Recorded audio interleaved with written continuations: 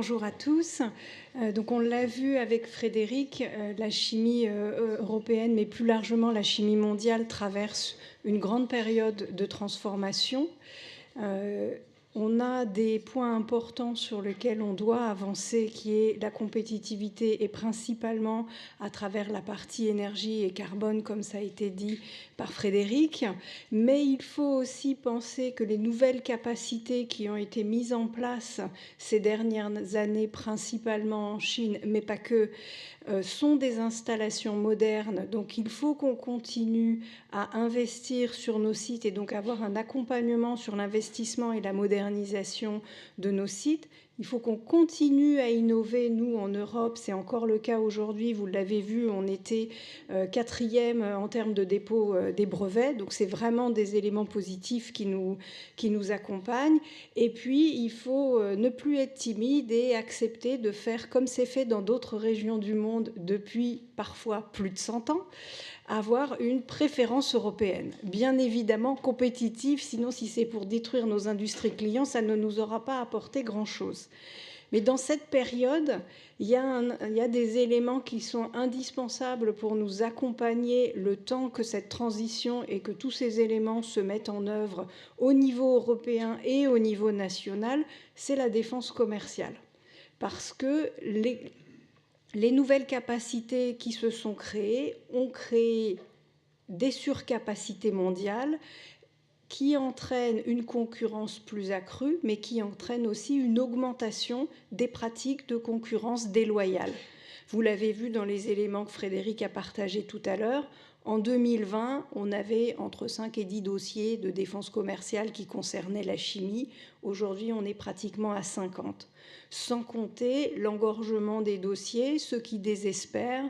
Et donc, on n'a qu'une partie immergée de l'iceberg qui est visible aujourd'hui. Et il faut qu'on arrive à avancer sur ce sujet de défense commerciale. Alors, pour partager ces éléments aujourd'hui, je vais inviter à venir me rejoindre sur scène Fabrice Dapril, de la Commission européenne. Où vous voulez. Luc Castin d'Ineos.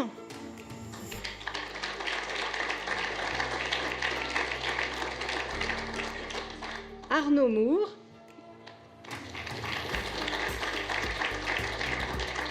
Et pour le cabinet Fendler-Salva, Dimana Todorova et Jean-Marie Salva.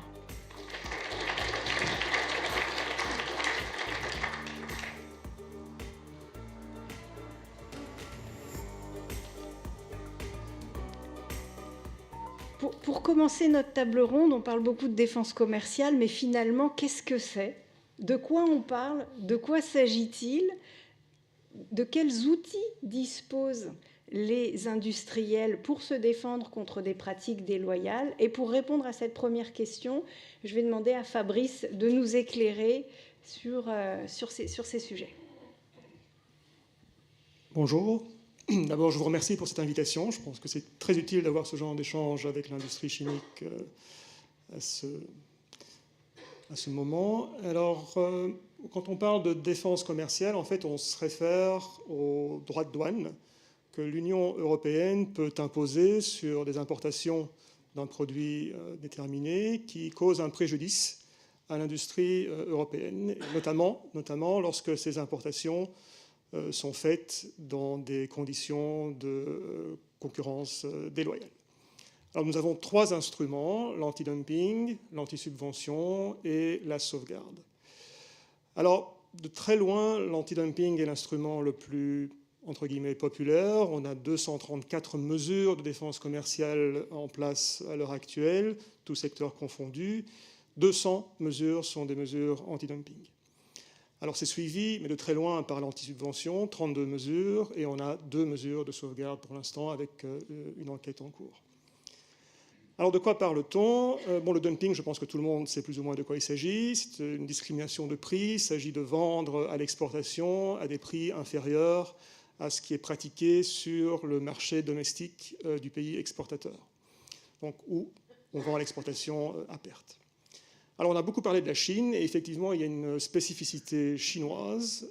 En Chine, la Commission a produit un rapport qui a démontré, et j'imagine que je ne vais pas vous convaincre, que les prix et les coûts en Chine ne sont pas forcément une valeur de référence fiable pour déterminer s'il y a du dumping. Donc, on s'écarte des prix et des coûts que l'on observe en Chine pour établir le dumping sur base de valeurs de référence que l'on détermine sur base de valeurs étalons à l'international pour les facteurs de production. Alors l'antisubvention aussi, ça parle de soi-même. On parle d'aides d'État qui sont octroyées par des autorités étrangères et qui faussent la concurrence, notamment lorsqu'elles favorisent un secteur par rapport à d'autres. Alors la sauvegarde, c'est un peu différent.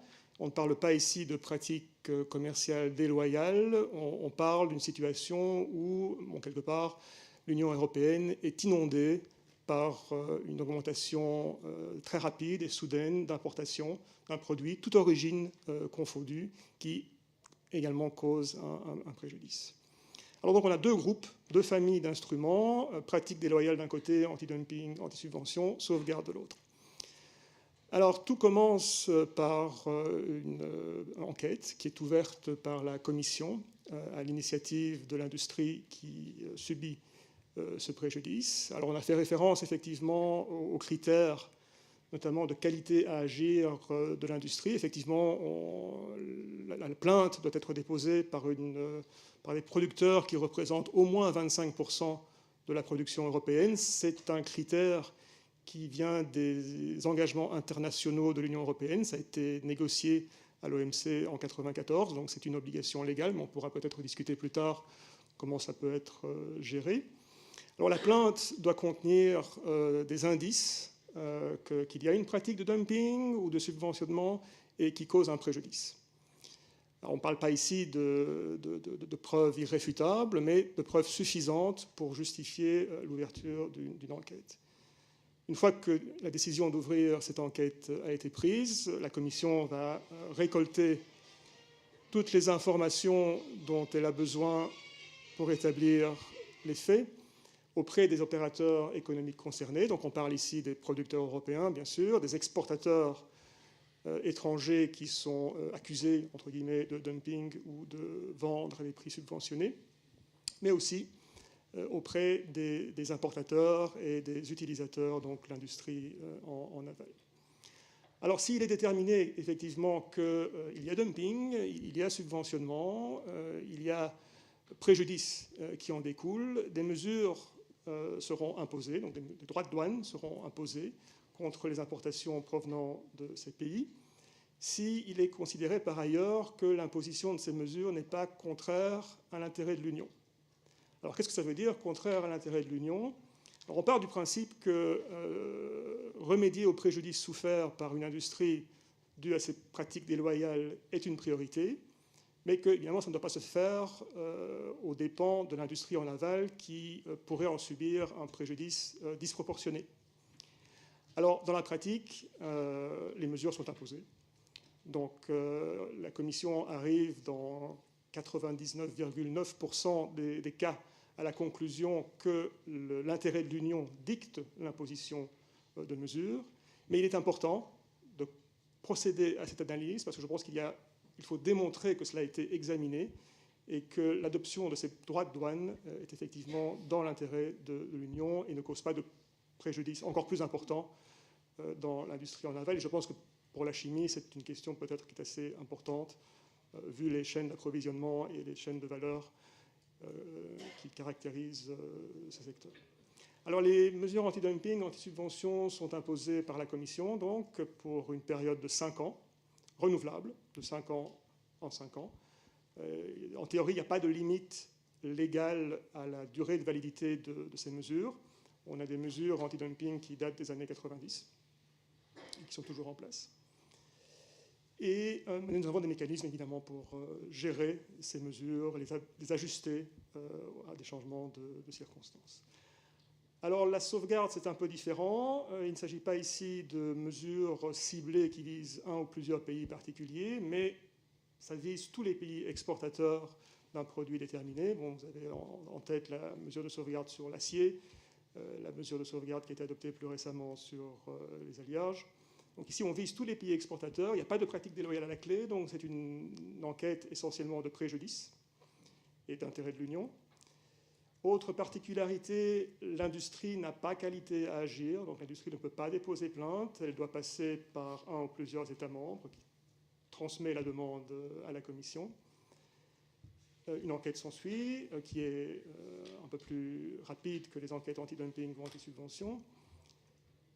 Autre particularité de la mesure de sauvegarde aussi, c'est que là, pour le coup, il y a une durée limitée, donc une mesure de sauvegarde ne peut pas dépasser en total 8 ans. Et d'ailleurs, la mesure de sauvegarde acier vient à expiration en juillet prochain. Une autre particularité importante à garder à l'esprit entre les deux familles d'instruments, c'est l'aspect institutionnel, décisionnel de l'adoption de ces mesures. Bon, dans les deux cas, c'est la Commission qui adopte soit les mesures anti-dumping, anti-subvention, soit les mesures de sauvegarde, mais le contrôle des États membres est très différent. Lorsqu'il s'agit des mesures anti-dumping ou anti-subvention, globalement, la mesure est adoptée, sauf s'il y a une majorité qualifiée contre la proposition de la Commission. Donc c'est un seuil assez élevé. Les États membres ne peuvent bloquer la Commission que s'ils parviennent à rallier 15 États membres, 65% de la population, donc voilà, en pratique. Ah, pardon. Alors pour la sauvegarde, c'est tout le contraire, puisque bon, c'est toujours la Commission qui adopte, mais pour le coup, la proposition de la Commission doit avoir le soutien explicite de cette même majorité qualifiée, ce qui évidemment peut poser certaines difficultés, puisqu'il faut mobiliser un nombre d'États membres assez important en faveur de ces mesures. Voilà, je voulais me limiter à ce panorama très général à ce stade. Je pense qu'il y a certains points qui ont été évoqués durant le discours d'introduction sur lesquels il sera intéressant de revenir, mais j'imagine qu'on aura l'occasion de le faire par la suite. Alors on va... Je ne sais pas si c'est opportun dans la foulée, mais dans ce qui concerne la chimie aujourd'hui, quelles sont les mesures anti-dumping en vigueur qui protègent la chimie européenne ? Alors, nous avons pour l'instant 50 mesures anti-dumping, comme ça a été dit plus tôt. Intéressant de voir que, je pense, plus ou moins 22 de ces mesures ont été adoptées depuis janvier 2025. Donc on a eu une explosion de mesures anti-dumping. Après, finalement, une longue période d'absence, entre guillemets, de la chimie dans le domaine de la défense commerciale. Alors, peut-être un point de clarification, et ça peut peut-être, pour rebondir sur ce qui a été dit en introduction sur la règle du droit moindre, donc le fait que les mesures anti-dumping seraient plafonnées par la marge de préjudice, c'est un sujet. Je ne suis pas sûr que ce soit un sujet pertinent pour la chimie, parce qu'on constate à l'heure actuelle, bon, pour les 22 mesures qui ont été adoptées depuis janvier 2025, 16 d'entre elles en fait, s'appuie sur la marge de dumping, donc qui, dans ces cas-là, était en fait inférieure à la marge de préjudice. Ça veut dire quoi? Qu'il y a moins de dumping que de préjudice, mais le dumping est le plafond légal qu'on ne peut pas dépasser. Donc, on parle ici de 75-80% des mesures qui ont été adoptées récemment, qui sont de toute façon plafonnées par la marge de dumping. Et par ailleurs, les marges de préjudice qui ont servi à l'établissement des droits dans les autres cas, dépasse les 100%. Donc on peut s'interroger sur le besoin d'aller au-delà de 100% lorsqu'on impose un droit de douane. Peut-être qu'on peut revenir sur un point. Vous nous avez présenté, Fabrice, les différents dispositifs qui sont existants, mais on peut imaginer assez aisément que ça peut être plus compliqué pour des structures de la taille des TPE, PME, d'accéder à ce type de mesures, ou du moins d'aller vers ce type de mesures. Vous avez mis des dispositifs spécifiques pour les TPE, PME. Est-ce que vous pouvez nous en parler ? Non, tout à fait. La Commission est tout à fait consciente des difficultés particulières que rencontrent les PME lorsqu'il s'agit de mettre sur pied un dossier de défense commerciale. Et en fait, ces difficultés sont de différents ordres. D'abord, est-ce que les PME connaissent l'existence des instruments de défense commerciale? Pas forcément. Et pour diffuser cette connaissance, la Commission participe assez fréquemment à des séminaires, aujourd'hui peut-être, où on porte la bonne parole, on explique ce qui existe, ce qui peut être fait et où trouver l'information pertinente concernant les instruments de défense commerciale. Évidemment, ça ne suffit pas. Il faut aussi, entre guillemets, éduquer les PME. Et pour ce faire, la Commission a mis en ligne un guide pour l'utilisation de la défense commerciale dans toutes les langues de l'Union européenne. Ce guide se trouve sur le site de la Commission européenne, donc sur la page défense commerciale, ainsi qu'un cours en ligne qui essaye de vulgariser un domaine qui peut apparaître un peu technique et difficile à comprendre.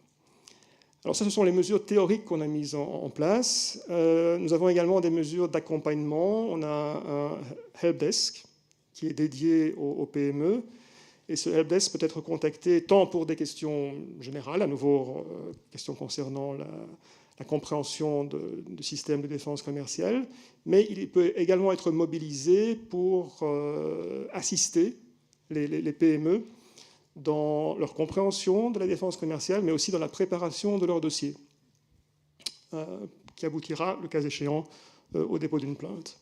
Et lorsqu'une enquête est effectivement ouverte à la demande de PME, les enquêteurs, conscients des difficultés que les PME peuvent avoir pour récolter l'information pertinente et la présenter de façon utilisable par la Commission, on va dire les choses comme ça, passent un peu plus de temps avec les sociétés, les PME, pour d'abord leur réponse au questionnaire qui leur est envoyé par la Commission, mais aussi lors de la vérification qui a lieu au site des PME pour que nous puissions nous assurer que l'information que nous recevons est correcte et pertinente.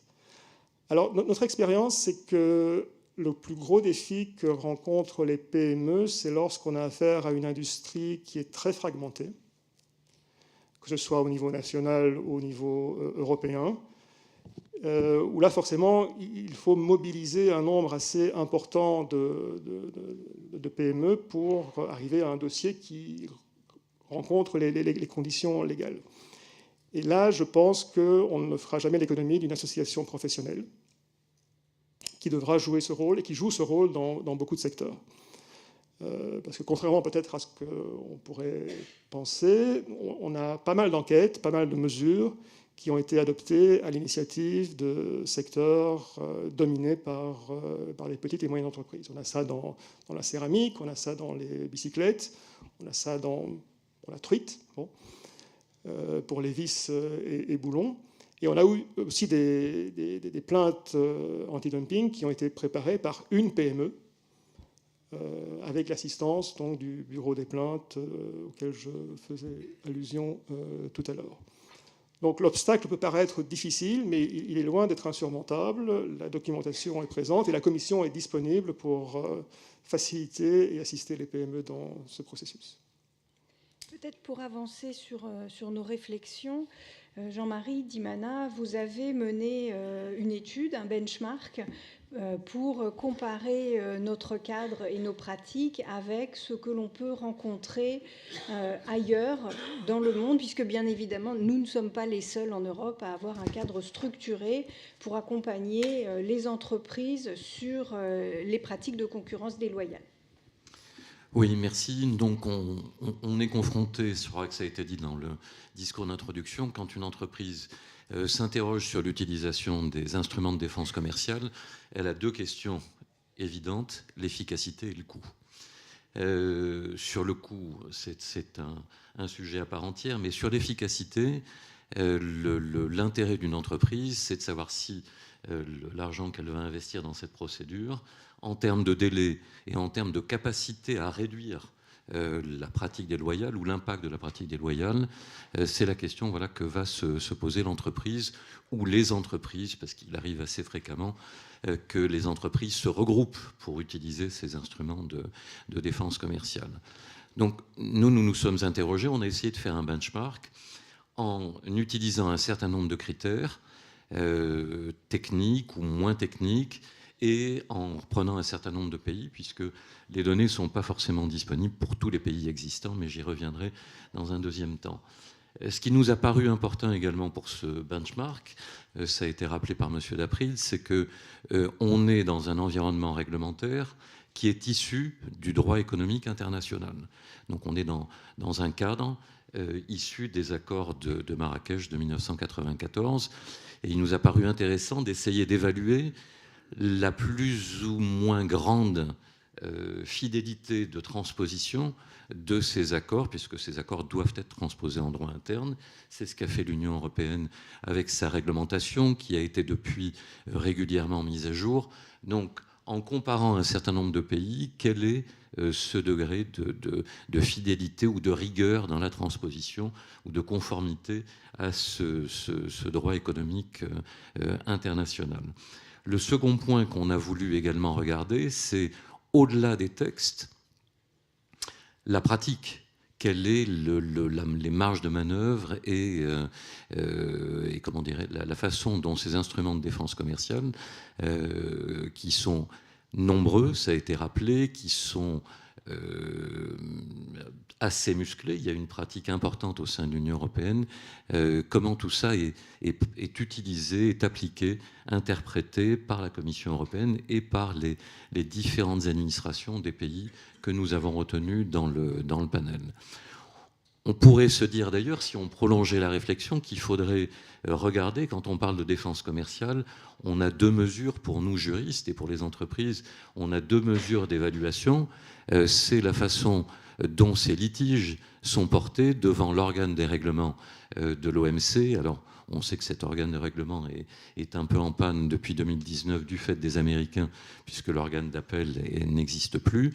Mais il nous reste quand même la pratique des consultations et des groupes spéciaux, des rapports des groupes spéciaux, qui nous permettent de voir entre États membres, puisque c'est un organe de règlement des différends qui est réservé aux États, que c'est le reflet de la pratique, d'une certaine façon, de ces instruments de défense commerciale.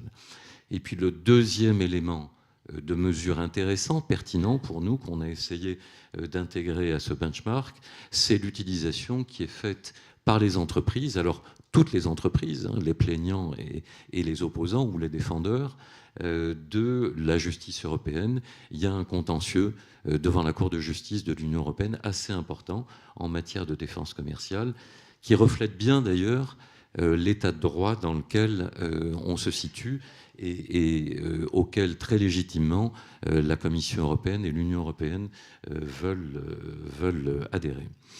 Le résultat de ce benchmark, mais je vais détailler un peu les critères, c'est que donc on a essayé d'apprécier, de faire une mesure de performance des instruments de défense commerciale. Encore une fois sur différents critères. Et quand on compare cette mesure de performance par rapport à la règle de base qui est la règle OMC, on se rend compte quand même que ce benchmark est globalement assez défavorable à l'Union européenne sur un certain nombre de points. Et que la façon, mais ce sera je crois une autre partie du débat, la façon d'améliorer cette performance, cette efficacité, repose plus en l'état actuel des choses de la pratique, de l'interprétation, que d'un changement législatif qui en plus prendrait beaucoup de temps. Voilà, pour les propos introductifs. Alors, je vais vous donner, mais je ne vais pas détailler le benchmark parce qu'on a retenu 14 critères dans ce benchmark, avec des catégories de critères qu'il faudrait regrouper. Il y a des critères un petit peu généraux, je peux en énoncer quelques-uns. Il y a la finalité principale affichée de la réglementation. Il y a la logique dominante. Est-ce qu'on est dans l'équilibre économique ou davantage dans une logique répressive ? Il y a le rôle politique. Dans certains pays, le rôle politique est plus important. Il y a également des critères beaucoup plus techniques, liés beaucoup, M. Daprid l'a évoqué, aux méthodologies d'évaluation du dumping et du préjudice, et aux méthodologies de calcul des droits qui vont être appliqués, notamment la règle du droit moindre, qui est, je crois, à juste titre, un cheval de bataille important des plaignants. Et puis on a regardé, troisième catégorie de critères, on a regardé des critères plus administratifs, parce qu'on peut vouloir une politique, et on peut avoir au sein de l'Union une politique efficace sur le papier. Si on n'a pas les moyens de la mettre en œuvre, ça ne sert absolument à rien. Donc, on a regardé ce qu'il en était en termes d'effectifs, de combien de divisions blindées dispose l'Union européenne comparé à la Chine, aux États-Unis, au Royaume-Uni et à l'Inde, puisque je ne les avais pas cités, ce sont les 4 pays qu'on a repris dans notre benchmark. On a quelques éléments sur le Brésil, qui est un player également important dans le domaine de la défense commerciale, mais l'étude elle-même a porté donc sur ces 5 pays que je viens de citer.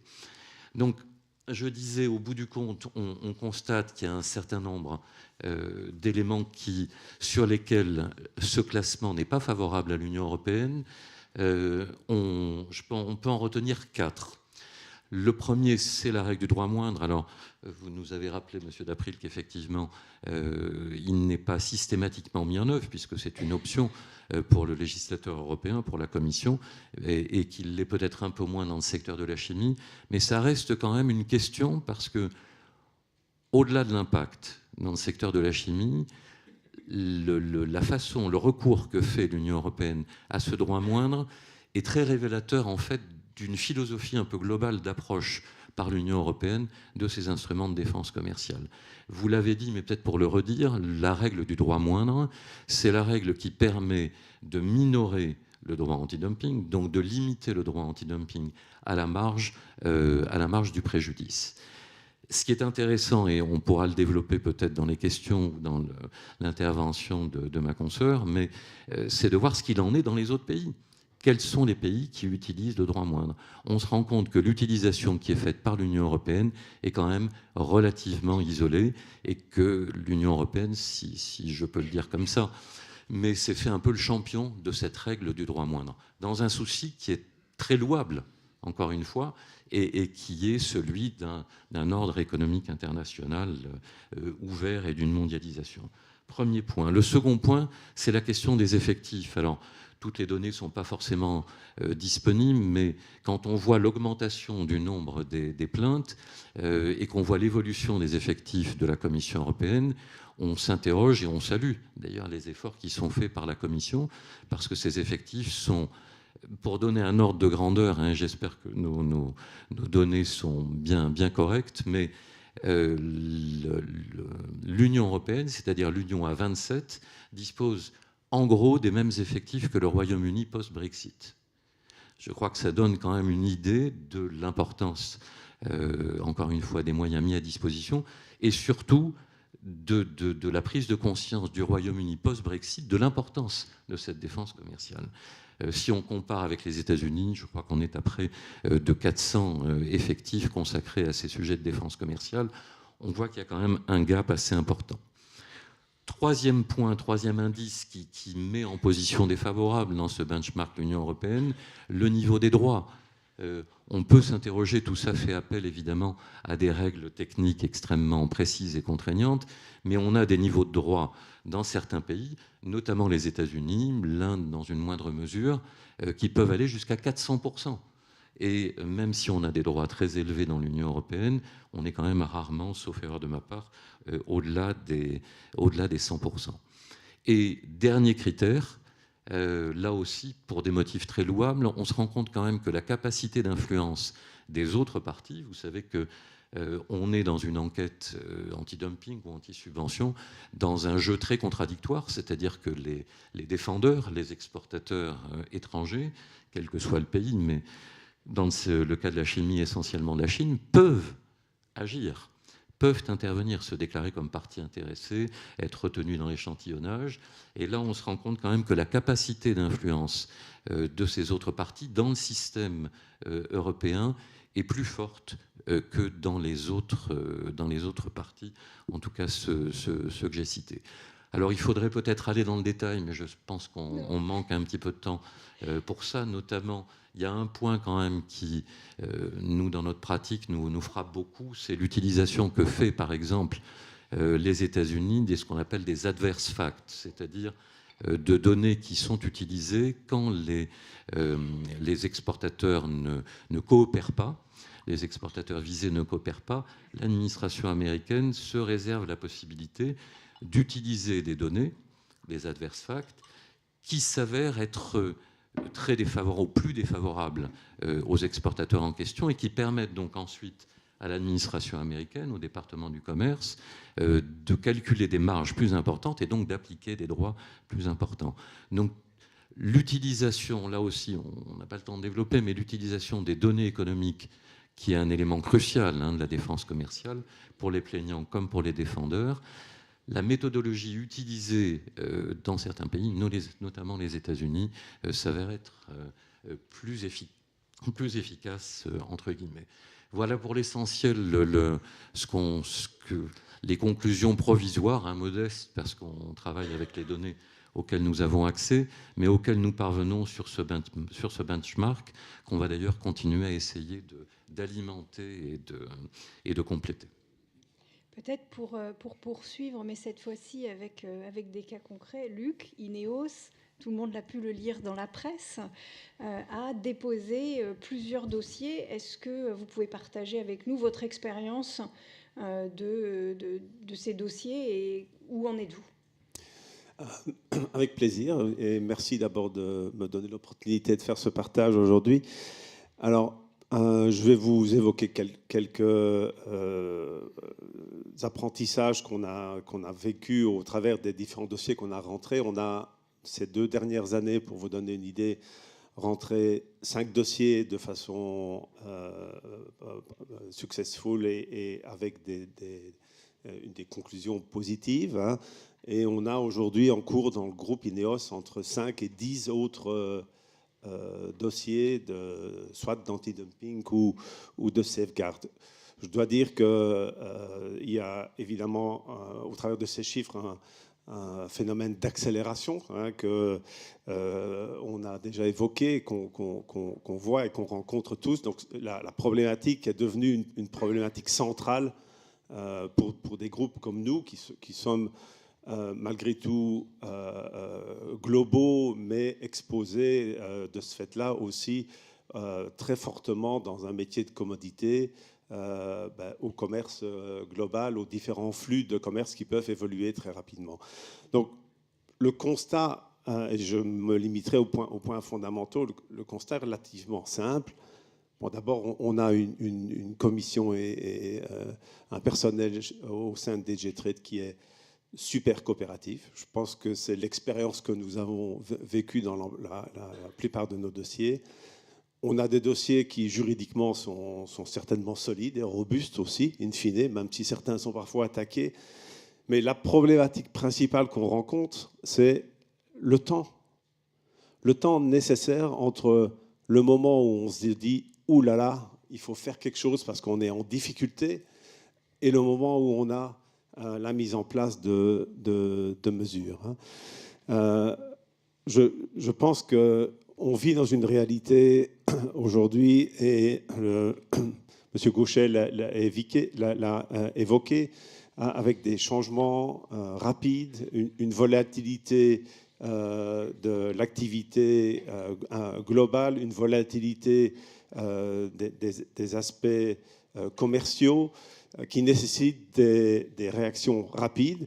Quand on fait face à des situations de dumping avec des concurrences déloyales, il ne faut pas nécessairement des années pour que la situation devienne catastrophique. En quelques mois, souvent, la situation peut se dégrader, pousser des secteurs complets dans des situations non compétitives, de perte, et à la limite d'arrêt d'usine dans une période de quelques mois seulement.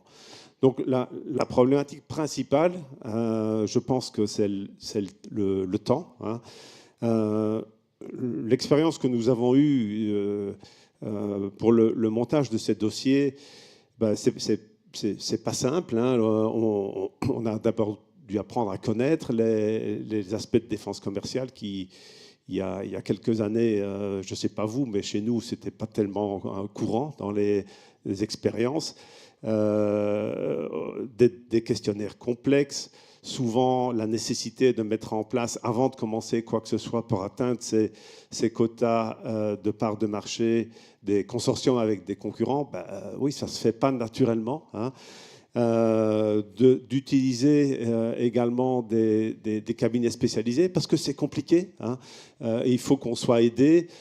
Donc ça entraîne la nécessité de mettre sur chaque cas d'anti-dumping, on a estimé qu'on a plus ou moins 2 personnes en full-time equivalent qui sont impliquées pendant la durée du dossier complet, hein. On a parlé, M. Gauchet a parlé des tarifs des cabinets d'avocats. Ils ont tous leurs prix différents, bien entendu.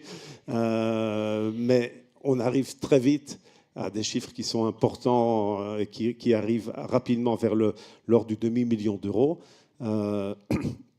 Vous multipliez ça par le nombre de cas et vous voyez, c'est clair que je peux m'imaginer, ce n'est pas du tout léger et simple pour une société de notre ordre.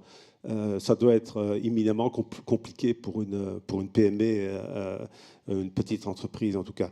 Le temps de préparation d'un dossier, les dossiers qu'on a préparés avant de les soumettre, hein, tout ce qui est à faire nous a pris généralement entre 8 et 12 mois. Donc il se passe déjà une année complète avec différentes préparations, différentes interactions aussi avec Digitrade avant de pouvoir soumettre le dossier. Et c'est à partir de ce moment que, je vais dire, l'horloge commence à compter.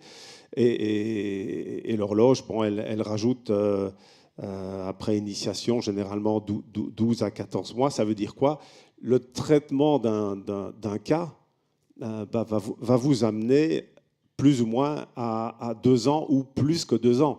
Donc à partir du moment où vous sentez une nécessité, il vous faut 2 ans pour éventuellement avoir des solutions. Et c'est dans le cadre économique actuel, nous pensons que c'est ça la problématique principale que nous devrions pouvoir améliorer. Il y a bien le principe des mesures provisoires qui viennent je pense, à 7 à 8 mois dans les anti-dumping après l'introduction du dossier. Mais 7 à 8 mois après l'introduction du dossier, vous êtes déjà 1 an et demi après le départ de votre problème. Donc ça vous donne une idée. Je mentionnerai 2 autres petits points qui ont déjà été évoqués. Même dans des marchés dits libres, on subit des dumpings d'autres marchés que la Chine. On a quand même de plus en plus souvent affaire à des situations où c'est difficile de démontrer économiquement le dumping. Pour ne pas le citer, je pense à des marchés comme la Corée qui ont des économies très intégrées et qui, même s'il y a des, entre guillemets, prix de marché, qui ne reflètent pas toujours la réalité économique. Faire un parcours de 2 ans pour avoir un anti-dumping qui finalement se solde par un tarif de 0%, ce n'est pas évidemment très gratifiant et ça ne résout pas la problématique. La deuxième problématique à laquelle on était confronté dans le cadre de l'anti-dumping, avec des dossiers qui ont été portés à succès, avec des importations qui ont, dès les mesures provisoires, commencé à baisser, c'est de voir que dans une période de quelques mois, même avant d'avoir les mesures définitives, que vu l'ouverture du commerce dans le monde dans lequel nous sommes aujourd'hui, que les importations d'un pays, finalement, étaient remplacées par les importations d'un autre pays. Donc, retour à la case départ, nouvel anti-dumping. Donc, on a là des limites du procédé qui rendent les choses difficiles. Je pense qu'il y a des choses qu'on doit pouvoir améliorer. Nous regardons avec beaucoup d'intérêt et d'attention les discussions au sein de la Critical Chemical Alliance et du groupe de travail en charge du trade.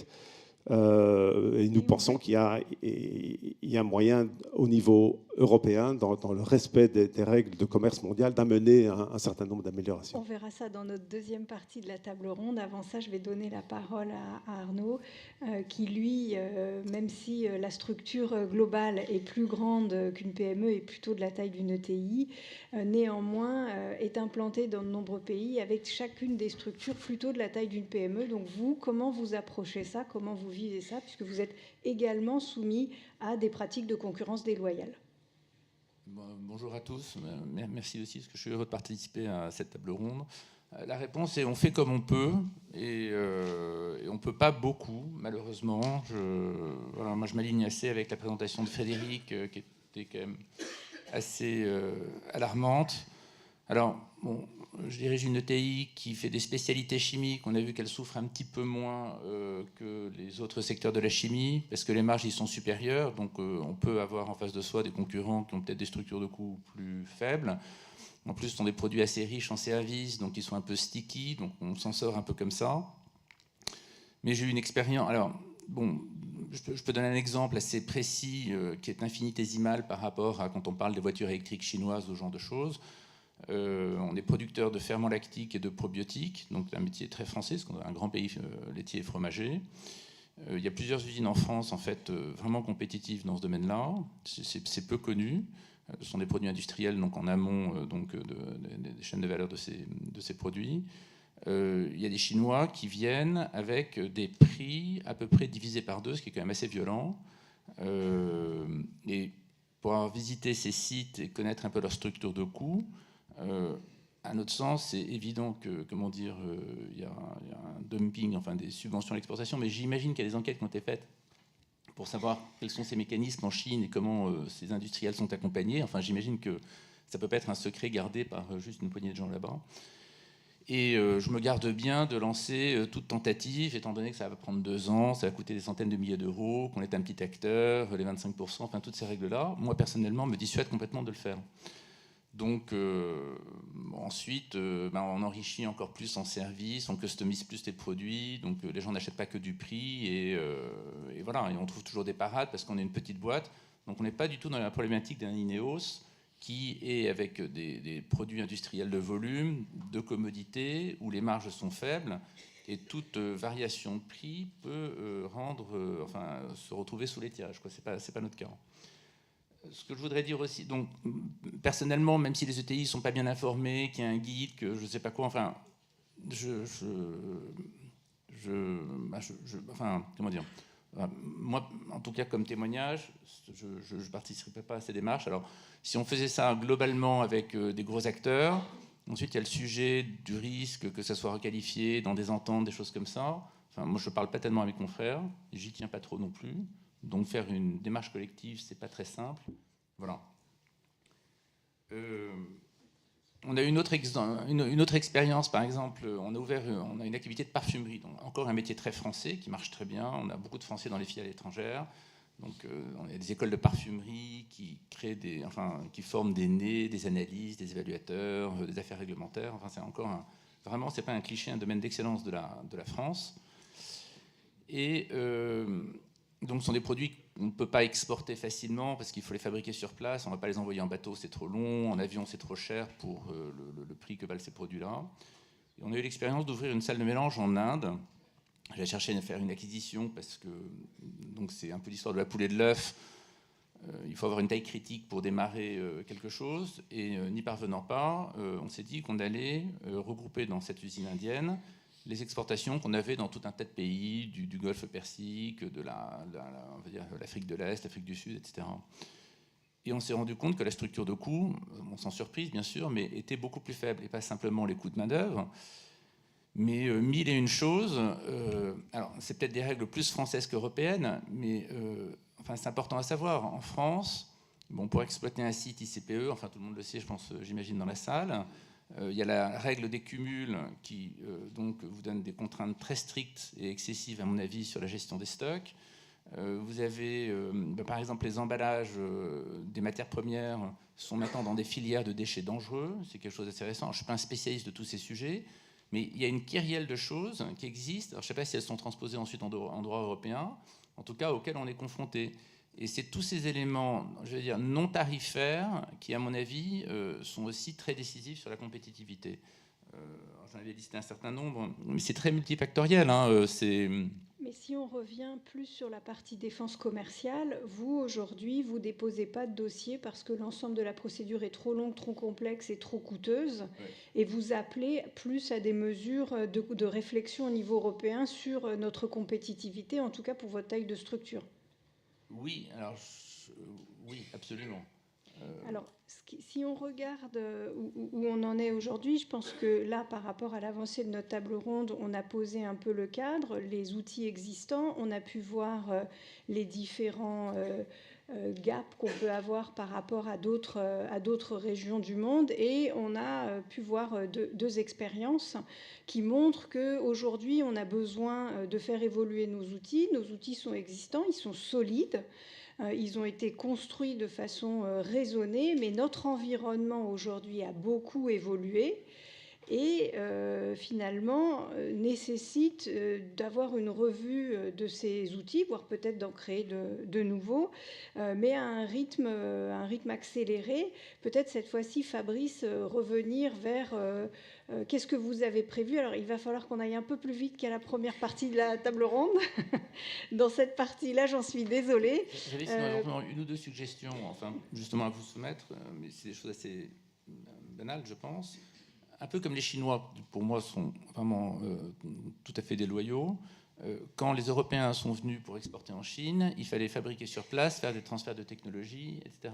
Pourquoi est-ce qu'on n'impose pas, puisque en plus, dans beaucoup de domaines, ils ont maintenant une avance technologique, la même chose s'ils veulent vendre leurs produits en Europe? C'est la première question. Et ça profiterait à l'industrie européenne.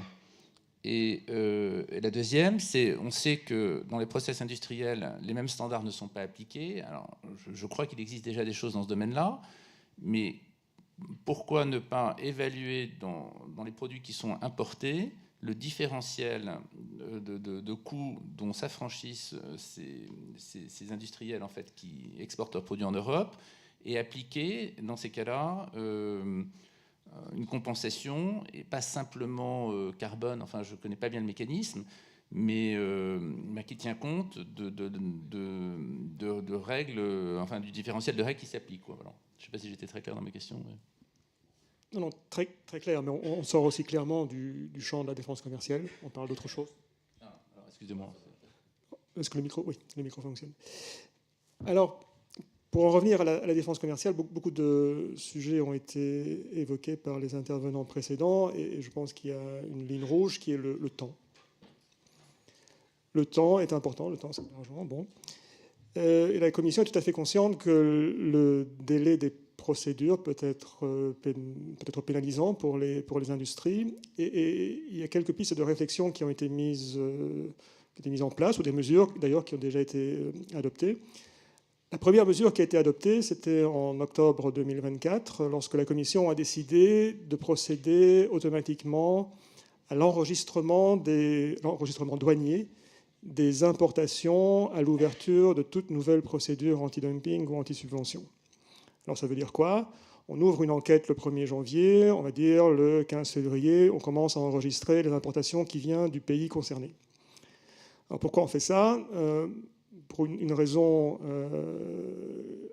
claire, qui est de permettre éventuellement la collecte rétroactive des droits qui seraient imposés plus en aval, une fois que l'enquête a donné ses résultats. Donc on peut revenir en arrière 3 mois par la loi, selon la loi, sur des importations qui ont été faites pendant que l'enquête est en cours. Alors ça, c'est la théorie. En pratique, qu'est-ce qu'on voit? C'est que l'enregistrement, ça refroidit les ardeurs. Si vous êtes un importateur et que vos importations sont enregistrées, vous ne savez pas très bien ce qui va se passer. Vous savez qu'il est possible que des droits anti-dumping soient imposés ou pas.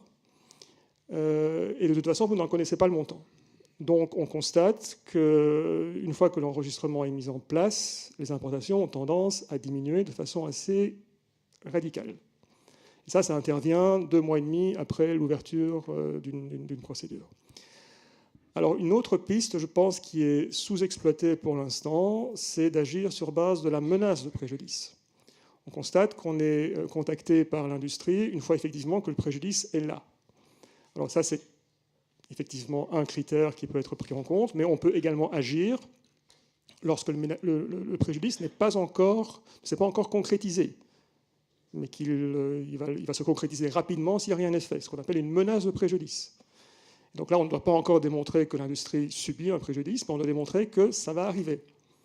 Et si on agit sur base d'une menace de préjudice, et si les choses se passent bien, les mesures interviennent avant que le préjudice se concrétise. Alors on a très peu de cas, très peu de cas, qui s'appuient sur ce critère, peut-être parce qu'il est méconnu, peut-être parce que l'industrie n'y réfléchit pas, il n'agit pas tant que le problème ne s'est pas déjà concrétisé, mais je voudrais attirer votre attention sur cet aspect-là. On a plusieurs cas qui se sont conclus, très peu, mais quelques-uns qui se sont conclus sur cette base. Est-ce qu'il n'y a pas ensuite une décision politique, c'est-à-dire qu'on se joue de nos divisions et vous arrivez à la conclusion que oui, il y a des rétorsions à prendre, mais dans ces cas-là, nos pays, la Chine ou d'autres pays, décident de représailles, vont dire on va taxer le cognac. À ce moment-là, LVMH va aller voir, je ne sais pas qui, Macron, Van der Leyen, et puis finalement, on retourne case départ. Non. La réponse est claire, non. Alors, il n'y a aucune influence politique sur le processus décisionnel d'une enquête anti-dumping ou anti-subvention.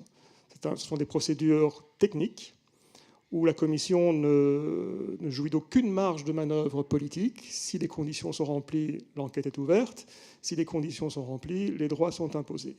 Ensuite, que ça conduise à des mesures de rétorsion imposées par la Chine ou autres pays, c'est un autre sujet auquel la Commission évidemment s'oppose fortement en utilisant les voies politiques et juridiques si possible, mais ça ne freine pas l'action. Peut-être un cas à mettre en évidence, c'est le cas sur les voitures électriques qui a été mentionné plus tôt. C'est un des rares cas, peut-être le seul en réalité, qui a été ouvert à l'initiative de la Commission. Pourquoi ? Parce qu'il était clair que l'industrie automobile n'allait pas le faire. Et pourquoi l'industrie automobile n'allait pas le faire ? Parce que leur présence en Chine les exposait à des mesures de rétorsion insurmontables. Mais au passage, pardon. Juste une seconde. Vous avez cité tout à l'heure des cas où les dossiers ont été traités avant que le préjudice soit là. Vous pouvez juste, sans le détailler, nous donner un exemple que ça puisse inspirer nos adhérents et nos juristes dans la recherche de similarités à mettre en place pour la chimie ? Oui, mais je pense qu'on a des cas dans la chimie. Il me semble que le cas polyéthylène terephthalate est un cas qui s'appuie sur la menace de préjudice. Il y en a peut-être d'autres. Le PVC, de recyclage aussi. De PET vierge et de PET recyclé, je crois. Il y a aussi. Est une menace de préjudice. Alors, de quoi parle-t-on pour menace de préjudice ? Alors, on s'appuie sur le fait que les importations sont en augmentation importante, que les indicateurs économiques de l'industrie commencent à baisser, mais bon, ce n'est pas encore trop grave. Mais on constate que sur base notamment des capacités d'exportation de la Chine, je pense que c'est relativement bien documenté, il y a un risque imminent d'importation encore supérieure à des prix bradés qui, si aucune mesure n'est prise, va causer un préjudice à l'industrie européenne. Alors il y a des critères qui sont énoncés dans la législation anti-dumping et anti-subvention, mais qui à nouveau, nous constatons dans la pratique, sont sous-utilisés par l'industrie. Et je crois que la raison fondamentale, c'est qu'on attend que le préjudice se soit manifesté avant même de contacter la Commission. Alors ça, c'est peut-être un autre point que j'aimerais souligner, c'est qu'il est très important aussi pour gagner du temps de contacter la Commission, le bureau des plaintes, le plus tôt possible, quel que soit le scénario dans lequel on se trouve, menace de préjudice ou pas. On constate souvent qu'on reçoit des projets ou des analyses qui n'ont pas été suffisamment mises sur les rails en amont avec la Commission, et donc on s'est orienté dans une direction qui n'est pas forcément celle qui est la plus appropriée vu les circonstances du cas concerné. Donc ce que j'invite l'industrie à faire, et même si je plaide contre ma chapelle, parce qu'effectivement on est engorgé, mais c'est de nous contacter le plus rapidement possible afin que l'industrie soit mise sur les rails, sur les bons rails le plus rapidement possible pour la préparation d'une plainte. Il nous reste 10 minutes, donc je vous propose qu'on passe aux autres intervenants, j'en suis désolée. Sinon, mon collègue Guillaume va m'expliquer que j'ai ruiné tout le planning. Donc peut-être passer à Luc. Alors on va vous allouer 2 minutes chacun maximum pour pouvoir passer sur tout le monde. Au regard de votre expérience côté INEOS, vous avez parlé des délais, vous avez parlé d'autres difficultés déjà en première partie, mais s'il y avait 2 choses qu'on devrait changer ou qu'on pourrait changer pour améliorer la situation pour nos entreprises, ce serait quoi ? Je pense que malheureusement, il n'y a pas de magic bullet qui va résoudre l'ensemble de la problématique. Je pense qu'on a quelque chose qui est relativement complexe et compliqué. Et il faut s'employer sur différentes mesures. Il y a déjà différentes choses qui ont été mentionnées. Je vais pas les répéter. Je pense que les aspects de donner les moyens à Digitrade pour remplir sa mission, vu l'importance, je pense, c'est évident. Les aspects plus juridiques de la fameuse règle moindre, c'est aussi un autre aspect qui a été évoqué. Je pense à 2 points. Le premier, je crois que ça a été aussi évoqué par vous, Monsieur D'April, c'est il faut donner un accès le plus facile possible, le plus clair possible à l'ensemble des informations, des procédures, les simplifier, guider les gens. Ça marche dans les 2 sens. Évidemment, il faut chercher l'aide pour le recevoir. Il faut que l'aide soit aussi prévue. Je pense qu'il y a une série de propositions qui vont dans ce sens-là, dans le cadre du travail du GT2. De la Critical Chemical Alliance, et je pense que c'est important de les suivre. Je pense qu'un autre aspect qui est intéressant dans ce que vous avez proposé, c'est en effet l'enregistrement des importations le plus rapidement possible. Et on a en effet constaté qu'à partir d'un certain moment, même si les mesures provisoires ne sont pas encore énoncées, ça a un impact sur les importations.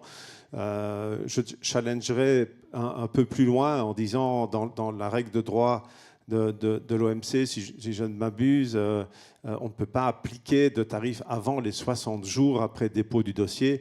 Peut-on trouver des solutions, et je sais que ce n'est pas facile, peut-on trouver des solutions où on les applique dès 60 jours ce serait déjà un gain extraordinaire par rapport à la situation actuelle. Voilà les points que je proposerai. Et vous, Arnaud, de votre côté, 2 points qu'il faudrait améliorer, vous iriez vers quoi ?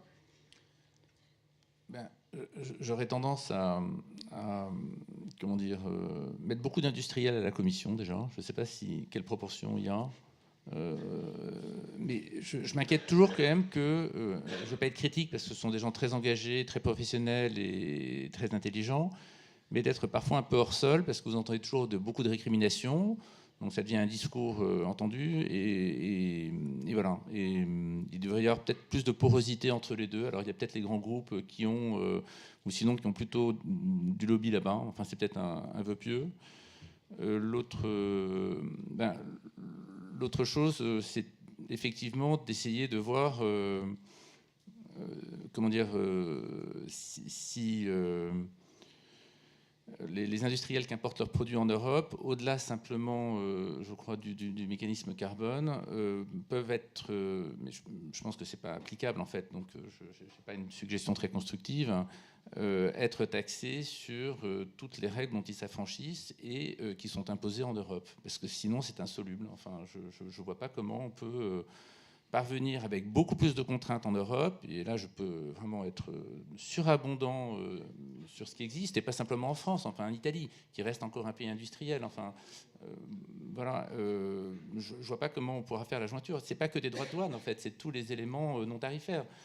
Le délai d'enregistrer un engrais avec un marquage CE en Europe, alors ça concerne le marché intérieur, donc on peut dire que là aussi, enfin bon, bref, excusez-moi, parce que c'est la parole. Merci. Et si on revient sur vous, Jean-Marie et Dimana, à la lumière du benchmark que vous avez fait, si vous pouviez chacun nous donner 2 mesures alors, qui peuvent être faites immédiatement, et puis 2 autres mesures, des chantiers qu'il faudrait engager et qui nécessitent des modifications qui prendront plus de temps et qui seraient les mesures essentielles qui n'auraient pas déjà été citées pour vous. Merci Hélène. Tout à fait. Je peux en fait coucher de ma petite liste les deux principaux parce qu'ils étaient effectivement déjà amplement discutés par les autres participants, c'est-à-dire accélérer les procédures. C'est l'un des points principaux qui est très souvent soulevé par nos clients. L'enregistrement, effectivement, c'était l'une des avancées de la Commission qui montre qu'à droit constant, c'est possible d'introduire certaines modifications dans la pratique sans forcément changer la loi existante. Certes, ça a aidé à baisser les importations, mais on peut également constater que comme les mesures provisoires sont très souvent attendues par les importateurs, au bout de 8 mois, forcément, les importations baissent avant les fameux 90 jours pour éviter une rétroactivité sur cette période-là. Donc ça a un effet certes positif, mais ça reste relatif l'enregistrement, sachant que dans la pratique, je crois que ça a apporté uniquement quelques cas de mesures rétroactives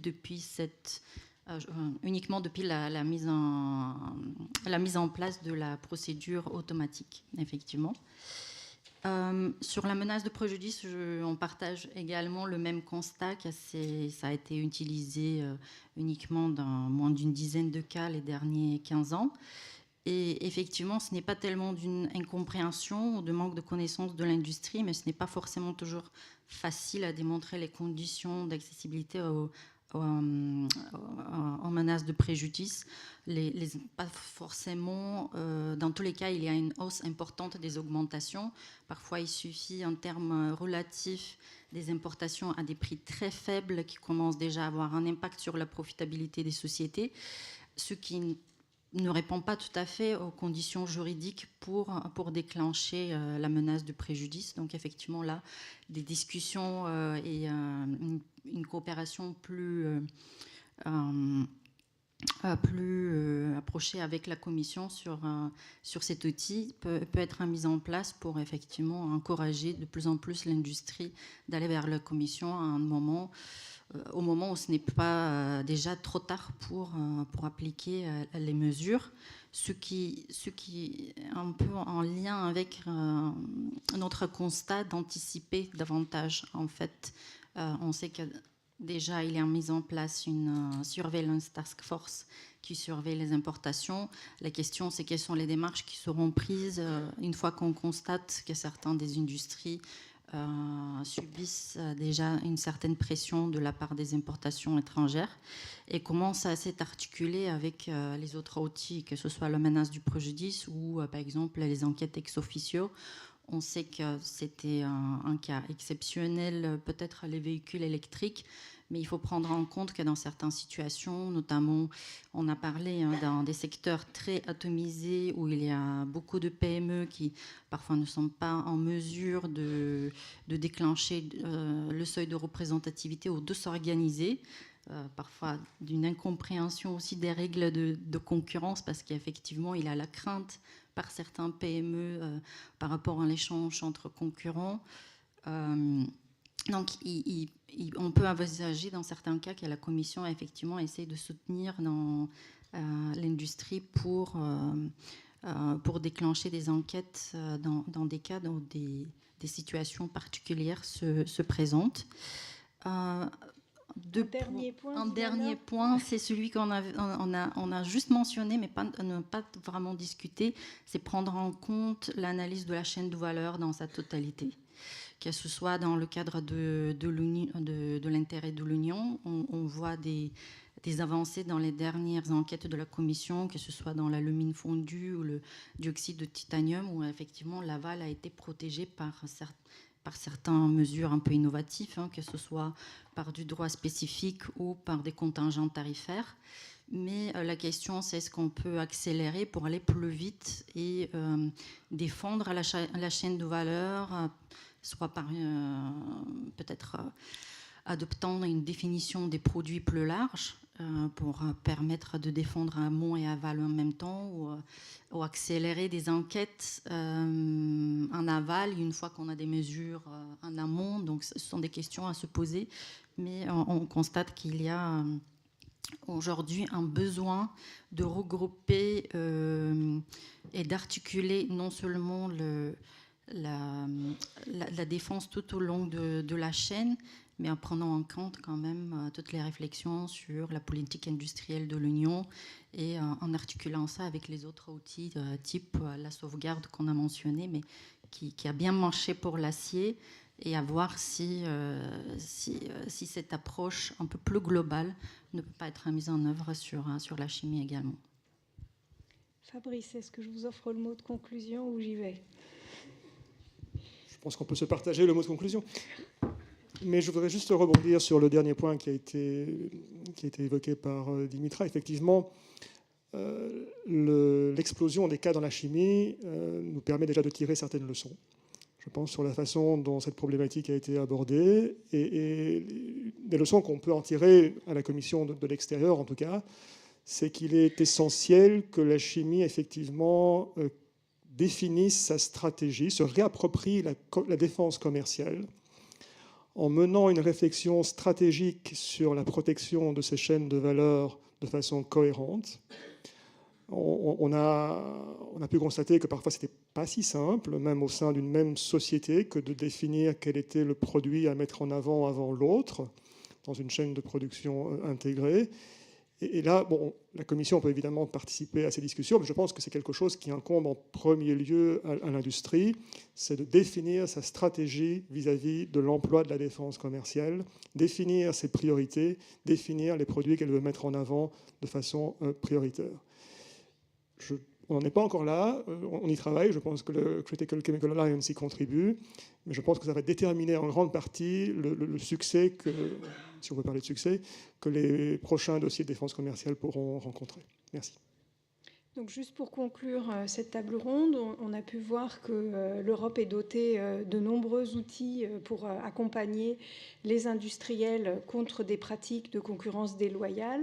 Néanmoins, il y a des axes d'amélioration qui ont été soulignés sur les délais, des mesures qui ne sont pas assez fortes, des droits provisoires plus automatiques et dès le début de la période à partir de laquelle qui peuvent être mis en œuvre. On a partagé avec le cabinet Fendler-Salva des bonnes pratiques mondiales dont il serait bon de s'inspirer. Néanmoins, derrière tout ça, pour des tailles spécifiques d'entreprises comme les TPE-PME, il y a une réalité qui fait que les outils sont difficiles aujourd'hui pour eux d'accès, les 25% et le coût à dépenser pour chaque cas. Mais d'un autre côté, on a aussi, nous, en tant qu'industriels, nos devoirs à faire, puisque il faut mieux utiliser les outils qui sont déjà existants et à notre disposition, en particulier des cas par anticipation, mieux structurer nos approches chaînes de valeur et mieux coopérer, travailler plus en amont avec la Commission européenne, avec des réflexions stratégiques pour notre filière qu'il faut qu'on apporte. Donc des deux côtés, chacune des parties a des choses à faire et à avancer pour qu'on puisse mieux défendre ensemble nos entreprises.